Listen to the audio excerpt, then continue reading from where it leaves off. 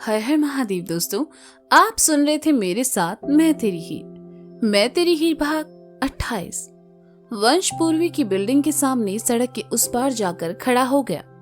उसे ये सब अजीब लग रहा था, लेकिन इस वक्त उसके लिए निशी की माफी ज्यादा जरूरी थी। गार्ड की मदद से वंश को एक बड़ा सा कार्डबोर्ड मिल गया। वंश ने उस पर बड़े बड़े अक्षरों में सॉरी लिखा और उसे अपने हाथों में लेकर खड़े हो गया। उसकी नजरें पूर्वी की खिड़की पर थी और उसे उम्मीद थी कि निशी का दिल पिघल जाएगा। उधर पूर्वी खड़े होकर निशी को देखे जा रही थी। पूर्वी को अपनी ओर घूरता पाकर निशी ने कहा, मुझे ऐसे घूरना बंद करो पूर्वी। निशी, तू ये ठीक नहीं कर रही है। वो बेचारा तुम्हें सॉरी कहने यहाँ तक आया और तुमने उससे बात करने से मना कर दिया। तुम्हें इतना रूड भी नहीं होना चाहिए था। पूर्वी ने कहा, ओह प्लीज पूर्वी, ये लेक्चर देना बंद करो। मेरा सर दर्द से फटा जा रहा है। क्या तुम मुझे कॉफी पिलाओगी? निशी ने पूर्वी की बातों को नजरअंदाज कर कहा, ठीक है, तुम बैठो, मैं बनाती हूँ। पूर्वी ने कहा और किचन की तरफ चली गई। सोफे पर बैठी निशी ने अपनी आंखें मूंद कर सर पीछे सोफे से लगा लिया। उसके जहन में फिर से वंश का ख्याल चलने लगा। निशी भी समझ नहीं पा रही थी कि आखिर उसे एकदम से ये क्या हुआ है। वो इतना परेशान क्यों हो रही है। निशी सोचती रही लेकिन किसी नतीजे पर ना पहुंच सकी। पूर्वी दोनों के लिए कॉफी बनाकर ले आई। उसने एक कप निशी को दिया और दूसरा खुद लेकर उसके सामने आ बैठी। थैंक्स, निशी ने कॉफी का कप उठाते हुए कहा। जवाब में पूर्वी मुस्कुरा दी और दोनों कॉफी पीने लगी। निशी का मूड ऑफ देखकर पूर्वी ने उसके सामने वंश की कोई बात नहीं की। वह निशी को आकाश के बारे में बताने लगी। साथ ही उसने बताया कि जल्दी ही उसे एक सीरीज में रोल मिलने वाला है। निशी ने सुना तो उसे बहुत खुशी हुई और उसने पूर्वी को बधाई दी। फिर दोनों दोस्त बातें करते हुए कॉफी पीने लगी। बात करते हुए वक्त का पता ही नहीं चला। शाम के 6 बज रहे थे। निशी की नजर जैसे ही घड़ी पर पड़ी, उसने कहा, अरे 6 बज गए, मुझे अब घर जाना होगा वरना डैड गुस्सा करेंगे। वक्त का पता ही नहीं चला। चलो मैं तुम्हें नीचे तक छोड़ देती हूँ, पूर्वी ने कहा। तभी जोर से बिजली कड़की, जिससे पूर्वी और निशी दोनों ही डर गई। पूर्वी ने खिड़की खोलकर देखा तो पाया कि बाहर तेज बारिश हो रही थी। बारिश की फुहारें सीधे उसके मुंह पर आ रही थी, इसलिए उसने जल्दी से खिड़की बंद की और निशी की तरफ आकर कहा, तुम घर कैसे जाओगी? बाहर तो बहुत तेज बारिश हो रही है। ओह शिट, अब मैं घर कैसे जाऊंगी? मैंने तुमसे पहले ही कहा था कि मुझे घर जाने दो, लेकिन नहीं, तुम मुझे यहाँ ले आई और अब ये बारिश। निशी ने परेशानी भरे स्वर में कहा, अरे यार, तुम मुझे क्या पता था ऐसे बारिश शुरू हो जाएगी। तुम परेशान मत हो, थोड़ी देर में ये रुक जाएगी, इंतजार करते हैं, पूर्वी ने कहा। और कर भी क्या सकते हैं, निशी ने मायूस होकर कहा। क्यों ना इतने अच्छे मौसम में पकोड़े बनाकर खाए जाए। मुंबई की बारिश और उसमें गर्मा गर्म पकोड़ों के साथ अदरक वाली चाय बेस्ट कॉम्बिनेशन है। क्या कहती हो? पूर्वी ने कहा। साथ में धनिया पुदीने की चटनी भी, निशी ने आंखों में चमक भरते हुए कहा। पूर्वी ने निशी को हाई फाइव दिया और उसके साथ किचन की तरफ चली आई। पूर्वी पकोड़े बनाने के लिए तैयारी करने लगी और निशी चटनी बनाने के लिए धनिया पुदीना साफ करने लगी। बारिश में पकोड़े खाने की खुशी में दोनों वंश के बारे में तो भूल ही गई। बेचारा वंश नीचे बारिश में खड़ा निशी की माफी का इंतजार कर रहा था। उसे बारिश में भीगता देखकर गार्ड को बुरा लगा। गार्ड अपना छाता लेकर वंश के पास आया और कहा, अरे भाई, क्यों बारिश में भीग रहे हो? जाओ घर जाओ, बीमार पड़ जाओगे।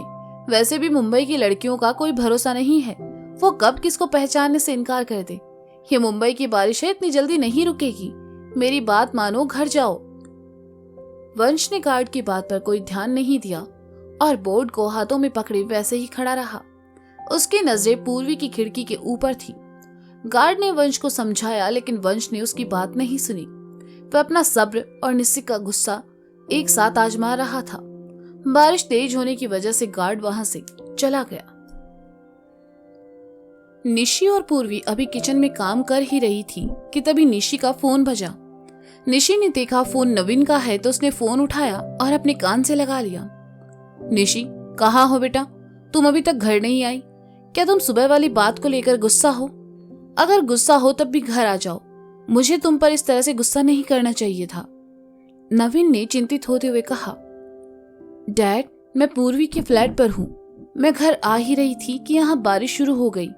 जैसे ही बारिश रुकती है मैं घर आ जाऊंगी डैड, आप चिंता न करें, निशी ने कहा। हाँ, यहाँ भी मौसम काफी खराब है बेटा। एक काम करो, तुम पूर्वी के साथ ही रुको, मैं गाड़ी लेकर वहां आता हूँ, नवीन ने कहा। नहीं डैड, आप खामखा परेशान होंगे। बारिश रुकते ही मैं खुद आ जाऊंगी, डोंट वरी, निशी ने कहा। नवीन कुछ कहता इससे पहले ही पूर्वी ने निशी के हाथ से फोन लिया और कहा, नमस्ते अंकल, मैं पूर्वी बात कर रही हूँ।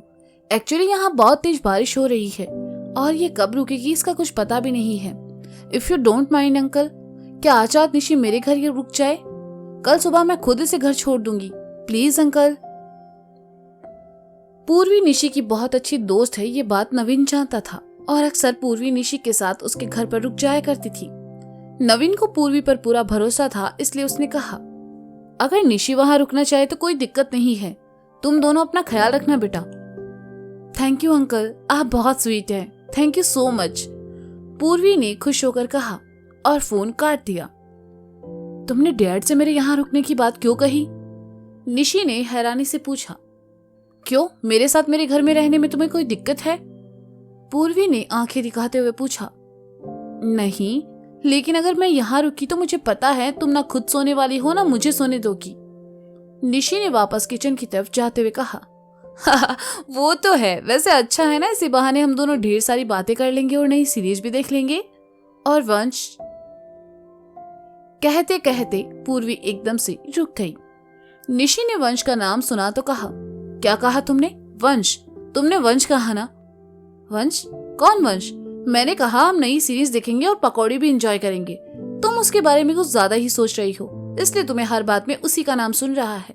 चलो फटाफट चटनी बनाओ, पकौड़े लगभग तैयार है और मैंने चाय भी चढ़ा दी है, पूर्वी ने निशी को बातों में घुमाते हुए कहा और चाय बनाने लगी। क्या सच में पूर्वी ने वंश नहीं कहा? शायद, हो सकता है मैं ही उसके बारे में ज्यादा सोच रही हूँ, वो तो अब तक घर जा चुका होगा, मन ही मन खुद से कहते हुए निशी ने अपना ध्यान चटनी में लगा लिया। नीचे खड़ा वंश बारिश में पूरी तरह भीग चुका था, लेकिन वहां से हटा नहीं। उसने अपने मन में एक तरह से जिद कर ली थी कि आज वह निशी से माफी लेकर ही घर जाएगा। पूर्वी और निशी ने चाय पकौड़े बनाए और लेकर हॉल में चली आई। साथ ही उन्होंने टीवी पर नई सीरीज लगा ली जिसके बारे में पूर्वी बात कर रही थी। सीरीज देखते देखते रात के 10 बज चुके थे। बारिश रुकने का नाम नहीं ले रही थी और अभी भी जारी थी। पूर्वी पानी लेने किचन की तरफ चली गई। निशी ने देखा उसके फोन में नेटवर्क नहीं आ रहा है, उसे अपने घर पर कॉल करना था।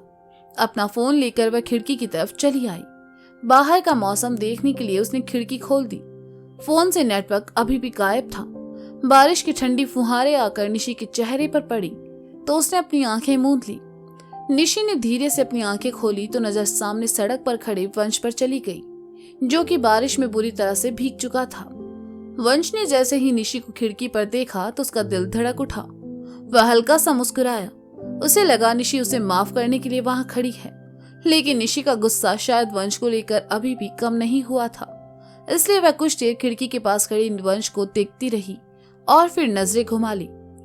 पूर्वी ने निशी को खिड़की के पास खड़े देखा तो वह उसकी तरफ चली आई और जब उसने बारिश में भीगते वंश को देखा तो उसे वंश पर दया आने लगी। उसने कहा, वो शायद शाम से यहीं खड़ा है, बारिश में भीग गया है, ऐसे तो वो बीमार पड़ जाएगा। तुम्हें उसकी ज्यादा परवाह हो रही है क्या पूर्वी? निशी ने कठोरता से कहा। नहीं निशी, लेकिन इतनी तेज बारिश में वो वहां खड़ा है सिर्फ तुम्हारी एक माफी के लिए और तुम्हें जरा भी परवाह नहीं है। इस बार पूर्वी ने कहा, तुम्हें उसकी परवाह अपनी दोस्त से भी ज्यादा हो रही है शायद। तुम्हें पता है ना उसने मेरे साथ क्या किया। मैं उसे माफ नहीं करूंगी, चाहे वो सुबह तक यहाँ खड़ा रहे चाहे कल शाम तक, कहकर निशी वहां से चली गई और पूर्वी बुझी आंखों से बारिश में भीगते वंश को देखने लगी। बनारस हनुमान मंदिर। शाम में मुन्ना दर्शन करने हनुमान मंदिर आया था। मंदिर आकर वह कुछ देर वहीं बैठा। उसे काफी अच्छा लग रहा था। उसका मन भी बहुत शांत था। दर्शन करने के बाद मुन्ना मंदिर से बाहर चला आया। मुन्ना ने मंदिर के बाहर आकर गौरी को वीडियो कॉल किया। गौरी उस वक्त काशी ऋतुप्रिया के साथ अपने घर की छत पर थी। मुन्ना का वीडियो कॉल देखकर वह साइड में आई और कॉल अटेंड करके कहा, हाय मान। गौरी, गैस करो हम कहाँ हैं? मुन्ना ने खुश होकर कहा, तुम इस वक्त बनारस के किसी घाट पर होंगे। गौरी ने तुक्का मारते हुए कहा, क्योंकि उसे लगता था मुन्ना को बनारस में सबसे ज्यादा घाट ही पसंद है और वह हमेशा वहीं मिलेगा। मुन्ना मुस्कुराया और अपने फोन का बैक कैमरा ऑन कर मंदिर दिखाते हुए कहा, हम यहाँ हैं। ओह, ये तो हनुमान टेम्पल है। गौरी ने कहा, हाँ, यहाँ तुलसी के पौधों का बगीचा है जिनकी खुशबू आम तुलसी के पौधों से कई गुना ज्यादा और अलग है। इसके अलावा यहाँ लाल पेड़ा प्रसाद भी बहुत फेमस है। तुम इस बार आओगी तो हम तुम्हें यहाँ जरूर लेकर आएंगे। मुन्ना ने कहा, लड़के अपनी गर्लफ्रेंड को गोवा, मनाली, कश्मीर ले जाने की बातें करते हैं और ये मान मुझे मंदिर घुमाने की बातें कर रहा है, वो भी इस उम्र में। मैंने भी किस लड़के से प्यार कर लिया। गौरी दूसरी तरफ देखकर बड़बड़ाई, क्या हुआ, तुम कुछ कह रही हो? मुन्ना ने पूछा। नहीं, मैं ये कह रही थी कि तुम्हें मंदिर कुछ ज्यादा ही पसंद है शायद। गौरी ने मुस्कुराते हुए कहा, हाँ, अच्छा, अभी हम घर जा रहे हैं, घर जाकर बात करते हैं। मुन्ना ने कहा, क्योंकि उसके फोन की बैटरी अब कम होने लगी थी। ठीक है, गौरी ने कहा और फोन काट दिया। मुन्ना का फोन काट कर गौरी अपनी दोस्तों के बीच आई तो रितु ने पूछ लिया, किसका फोन था गौरी? कहीं हमारे होने वाले जीजाजी का तो नहीं? रितु की बात सुनकर काशी और प्रिया खिलखिलाकर हंस पड़ी। गौरी ने अपना फोन हाथ में घुमाते हुए कहा, मान का ही फोन था, वो भी वीडियो कॉल। पता है क्या कह रहा था?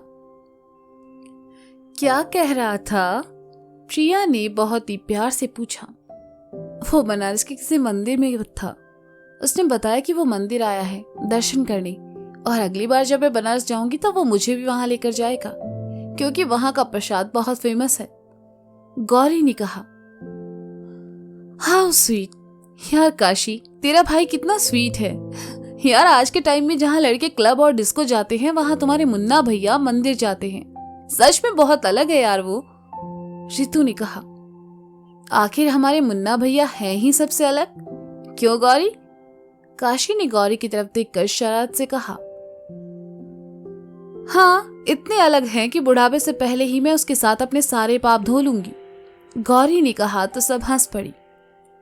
मुन्ना ने फोन जेब में रखा और जैसे ही जाने के लिए आगे बढ़ा, सामने से आती उर्वशी से टकरा गया।